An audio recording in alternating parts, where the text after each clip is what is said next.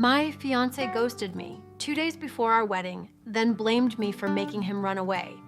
I never thought I'd be the one writing one of these posts, but here I am, typing through tears at 3 a.m. because I literally don't know what else to do. My apartment is too quiet, filled with half-packed boxes and wedding gifts that mock me every time I look at them. The engagement ring I hurled across the room 3 days ago is still somewhere under the couch. I can't bring myself to look for it. 2 weeks ago, I, 29F, was supposed to marry Jake, 31M, my partner of 5 years.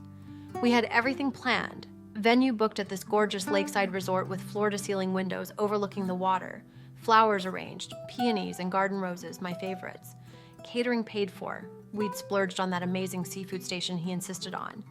87 guests confirmed. My dress was perfect, an off-shoulder lace gown that took 6 fittings to get just right. His tux was tailored to his broad shoulders exactly the way he wanted. Our honeymoon to Greece was set, 10 days of island hopping and Mediterranean sunsets that we'd been saving for over a year. I was about to marry my best friend, the man I thought was my forever person. Then, 48 hours before our wedding, Jake vanished. I don't mean he was late for dinner or missed a call. I mean gone. Phone going straight to voicemail, not at his apartment. Car missing from the garage. His toothbrush still in the bathroom, but his passport gone from the drawer. Nothing but a text that said, "I need some space to think. Don't worry." Don't worry, don't worry. 2 days before our wedding. That first night, I sat on the bathroom floor of our apartment until 4 a.m., calling his number every 15 minutes, listening to his voicemail message over and over just to hear his voice. I sent 37 texts ranging from concerned to furious to begging. No response. At first, I thought something terrible had happened. I called hospitals in a 50-mile radius, my voice becoming more frantic with each conversation. I called his friends, waking them up in the middle of the night, but no one had heard from him. His best man, Chris, sounded genuinely shocked and promised to reach out to some college buddies Jake had recently reconnected with. I even filed a missing person report, but the police weren't concerned once they saw his text. "Ma'am, he's a grown man who chose to leave.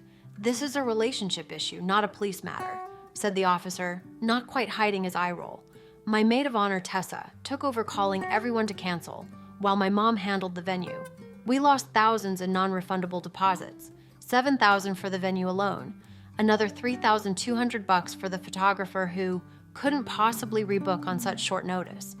My dad was ready to hunt Jake down himself, his face red with a fury I'd never seen before, as he paced our living room muttering about that goddamn coward. My bridesmaids came over with wine and ice cream, their concerned faces and awkward hugs making everything somehow worse. But honestly, I was too numb to even cry properly. I just sat there, staring at my phone, jumping every time it buzzed, only to see another sympathetic message from a wedding guest. 4 days passed. No word. We'd shared an apartment for 2 years before Jake insisted we live separately for the 6 months before the wedding. "It'll make our honeymoon more special," he'd said. "Plus, isn't that what traditional couples do?" Red flag I completely missed. I stayed there alone, surrounded by half-packed moving boxes and wedding gifts we'd received early. The expensive copper cookware set from his parents. The monogrammed towels from my aunt. The Mr. and Mrs. champagne flutes that I hurled against the wall in a fit of rage on day 3. Then, on what would have been our 3rd day of marriage, as I sat bleary-eyed at my kitchen table staring at a cold cup of coffee, I couldn't bring myself to drink. My phone pinged. An email. From Jake, subject, "I'm sorry. I know you hate me right now and you have every right to. I couldn't go through with it." The closer the wedding got, the more I felt like I was drowning, like I couldn't breathe, like my chest was being crushed by concrete. I've been staying at my cousin Mike's cabin upstate. I needed to clear my head. This isn't entirely my fault. You've been so hyper-focused on the wedding that you stopped seeing me. Every conversation for months has been about centerpieces and seating charts and whether your cousin Sarah can bring her new boyfriend. You turned into someone I didn't recognize, someone I couldn't talk to without it becoming about wedding details. I still love you, and maybe we can work through this eventually. But you pushed me to the breaking point with all your demands and expectations. I didn't know how else to escape. There was a folder labeled personal. Inside were printouts of text conversations between Jake and a woman named Amber. Dating back 8 months, intimate, explicit. Plans to meet at hotels when he told me he was working late. "Missing you already? Last night was incredible." Can't stop thinking about what you did to me in the shower. When can I see you again? Jay's busy with wedding stuff all weekend. There were also screenshots of dating app conversations with multiple women. In them, he described himself as recently single and getting back into the game. He told one woman he was just out of a long relationship and looking to have some fun. He arranged coffee dates, drinks, hookups, all while I was tasting wedding cakes and finalizing our vows. There was more. A spreadsheet tracking expenses for gifts and dinners for these women, hotel receipts. A second phone charger tucked in the back of the drawer. For a phone I'd never seen. And most disturbingly, a handwritten pro-con list about marrying me. Under pros: good family connections, stable, would make great mother, parents would finally approve. Under cons: too emotional sometimes, wants kids soon, expects exclusivity, limited earning potential. Like I was a stock he was considering investing in. My hands were shaking so badly I could barely hold the papers. This wasn't just cold feet. This wasn't about wedding pressure. Jake had been cheating on me for at least 2/3 of our engagement, possibly longer. He'd been meticulously planning and documenting his betrayal, while I'd been planning our future. I sat on our bedroom floor, surrounded by evidence of his betrayal, and felt something shift inside me.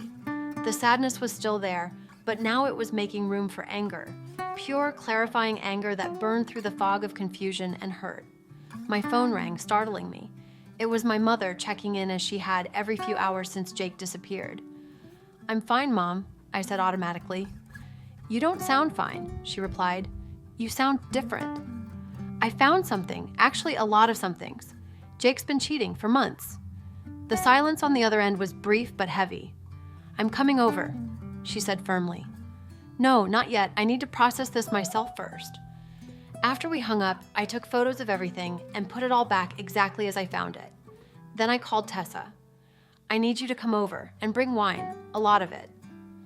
When she arrived 20 minutes later, her arms full of grocery bags, I brought reinforcements, wine, chocolate, and those disgusting cheese puffs you stress eat. I showed her everything. Her face went from shock to rage to determination in about 30 seconds. "We need a plan," she said, refilling our glasses with boxed wine that was definitely not wedding quality but served its purpose. "Because this manipulative asshole doesn't get to make you the villain in his story." We stayed up until 3 a.m. drinking wine and plotting. Not revenge exactly, but accountability. Jake had controlled the narrative for too long. It was my turn now. Jake texted the following Tuesday. "I'll be by around 2 p.m. tomorrow to get my things. Please don't be there. It'll be easier for both of us." I replied, "Actually, I need to be there. Found some things you'll want to discuss face to face." He didn't respond, but I knew he'd show up. Jake always needed to know what cards everyone else was holding. It was part of what made him good at his job, that insatiable curiosity about potential advantages. And right now, my message had dangled unknown information in front of him like bait. I spent that night preparing, not crying, not begging, not falling apart, preparing.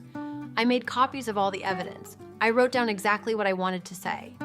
I practiced with Tessa over FaceTime until I could speak without my voice shaking, until I could deliver my lines with the calm conviction they deserved. The next day, I took the day off work, telling my supervisor I had wedding aftermath to deal with. Her sympathetic nod and quick hug were almost my undoing, but I held it together. I wore the outfit I'd chosen for our rehearsal dinner, a cream-colored jumpsuit with gold accessories that made me feel powerful. I did my makeup with careful precision, fixed my hair into the sleek ponytail that Jake always said made me look intimidatingly put together, and waited. At exactly 2:03, I heard his key in the door. The sound made my stomach clench, but I remained where I was, sitting at our dining table, perfectly still, the folder in front of me like a loaded weapon. Jake froze when he saw me. He looked terrible, unshaven, dark circles under his eyes, wearing the rumpled blue Oxford shirt I'd given him last Christmas. Good. I hoped he'd been miserable every single second. "I asked you not to be here," he said, his voice flat. Not apologetic, not emotional, just stating a fact. Typical Jake. "And I spent 5 years thinking you weren't a cheating liar. So I guess we're both disappointed," I replied, surprised by how steady I sounded. Inside, my heart was racing so fast I felt lightheaded. His face went pale, then slightly red across the cheekbones, the way it always did when he was caught off guard. "What are you talking about?" I slid the folder toward him. "Amber says hi. So do Jessica, Lauren, and whatever other women you've been seeing behind my back. Did you really think I wouldn't find out? Did you think I was that stupid?" He didn't open the folder. He didn't need to.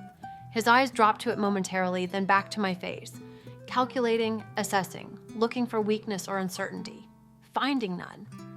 "It wasn't like that," he started, running his hand through his hair. His classic tell when lying. The gesture was so familiar it almost broke my composure.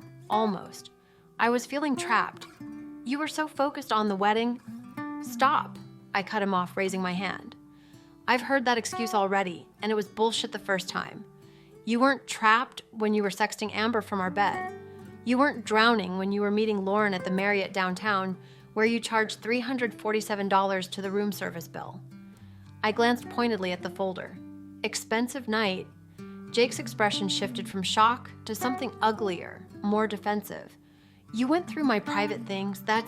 Don't you dare try to make this about privacy," I said, my voice finally cracking with emotion. I took a deep breath, steadying myself. "You abandoned me 2 days before our wedding. You let me think something terrible had happened to you. You made me cancel everything we'd planned while you hid at Mike's cabin like a coward, drinking his whiskey and probably crafting that pathetic email." He tried to interrupt, but I wasn't finished. "And then, you had the audacity to blame me, to say I pushed you away with my demands, when all along, you were just looking for an escape route because you couldn't keep it in your pants or be honest for 5 goddamn minutes." The silence that followed was deafening. Jake stood there, mouth slightly open, no clever comeback ready. For the first time since I'd met him, the man who always had something smooth to say was speechless. "By the way," I continued, a cold smile spreading across my face, "I especially enjoyed your pros and cons list about marrying me. Limited earning potential? Really? I have a master's degree and work helping children. What exactly were you expecting? And expects exclusivity as a con? That's generally how marriage works, Jake." He had the grace to look ashamed at that, his eyes dropping to the floor. "Here's what's going to happen," I continued, standing up slowly. "You're going to take your things and leave. The wedding gifts are being returned. I've already contacted a lawyer about the deposits we lost. Your half of that bill is coming. If you don't pay it, I'll be sending copies of these documents to your boss. I'm sure Ryan would be fascinated to learn you've been using company time to coordinate your affairs.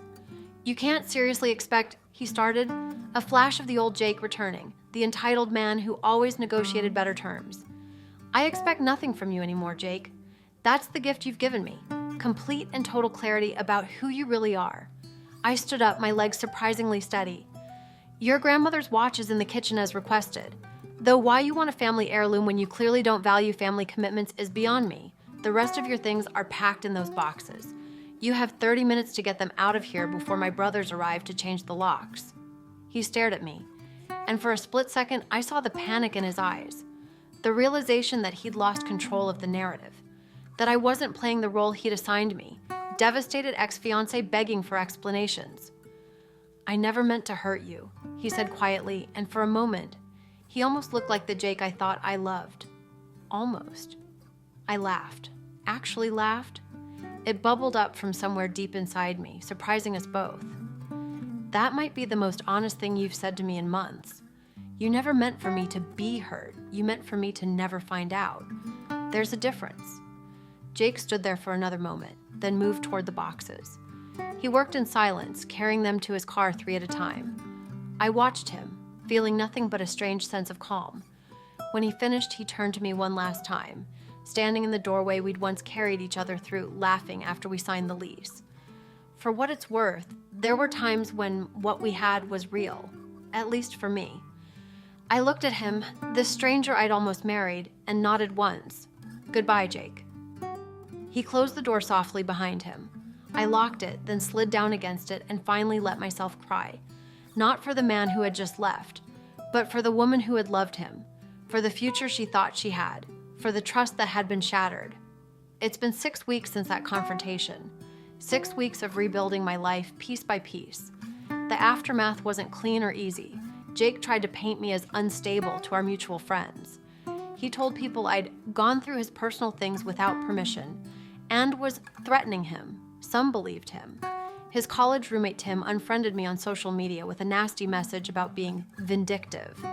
A couple from our trivia night group awkwardly declined my invitation for coffee. Most didn't buy his version, though, especially after Tessa, my hero, accidentally forwarded his email to several people, along with select screenshots from the evidence folder. "Oops, wrong group text," she wrote when Jake confronted her. The support that flooded in afterward was overwhelming. Friends I hadn't spoken to in months brought food, offered spare bedrooms, sat with me through panic attacks at 2 a.m. My colleague Drew and his wife had me over for dinner every Thursday, making sure I was eating something besides microwave burritos. Jake's parents called me once. A stiff, uncomfortable conversation where his mother actually had the nerve to say, "Jake made mistakes, but you could have handled this more gracefully. Now everyone is talking." I simply replied, "Like mother, like son," and hung up. The petty satisfaction of that moment kept me warm for days. I moved out of our apartment. Couldn't bear to stay there with all those memories. The landlord was surprisingly understanding, letting me break the lease when I explained the situation. I found a smaller place closer to my work, with a tiny balcony where I drink my morning coffee and watch the sunrise. The first night there, I cried myself to sleep. The second night was a little easier. By the 10th night, I slept through until morning. I returned to therapy, seeing Dr. Winters, who had helped me through my dad's cancer scare 3 years ago. "You're experiencing a special kind of grief," she explained. "You're mourning 3 things simultaneously: the relationship you thought you had, the future you planned, and your trust in your own judgment." Hearing it framed that way helped somehow, made the overwhelming emotions feel more manageable, more normal. I started a kickboxing class that has been surprisingly therapeutic. There's something deeply satisfying about punching and kicking as hard as I can, feeling the impact reverberate through my body. My instructor Mia doesn't know my whole story, but seems to sense when I need her to hold the pads longer, when I need to hit something until my arms shake with exhaustion. Last week, I received a handwritten letter from Jake, 10 pages of explanation, justification, and finally something resembling an apology. He claimed he'd been in therapy too, that he understood now he had commitment issues stemming from his parents' dysfunctional marriage, that he'd been self-sabotaging because he didn't feel worthy of real love, that he'd been terrified of disappointing you the way my father disappointed my mother. The letter described his journey of self-discovery at a wellness retreat in Arizona, how he'd realized he'd been emotionally unavailable due to childhood trauma, how he wanted to make amends and rebuild trust even if it takes years. Maybe some of that is true. Maybe all of it is. But here's what I've realized. It doesn't matter anymore. Because the woman I was 6 weeks ago, the one who was devastated by his betrayal, isn't the woman I am now. That version of me would have read his letter and seen hope, would have highlighted the portions where he took responsibility, would have considered taking him back if he just promised to change, to be better, to never hurt me again. This version of me knows better. This version of me recognizes that true change doesn't happen in 6 weeks at a luxury retreat.